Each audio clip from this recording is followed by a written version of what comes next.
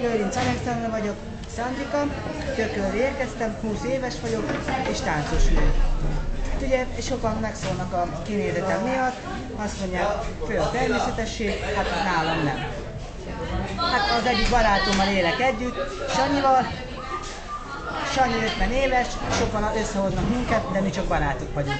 Sanyi nagyon szeret engem, nagyon kedveskedik velem, kicsit gyorshajtású volt, és megköz bárkit kérem. Ki van képezve? Éhes vagyok, Sanyi, etettem, csináljál a Sanyi. Jó, csinálj meg egy tojásrántottál. Na, kész van.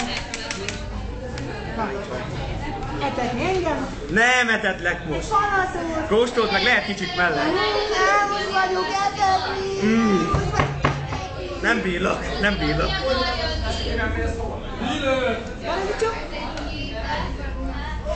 Na milyen? Jó zsíros. Sanyinál van egy kedvenc dolgom, úgy hívják, ez kicsi. Kedvenc rajzfilm a Szila, az Adjéga paripája. Nagyon szeretem ezt a mesét, mert át tudom érezni a dolgok helyzetét, és ezen mindig elsírom magamat.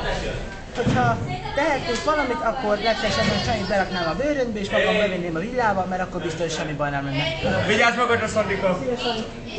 Vigyázz magadra! Vigyázz magadra!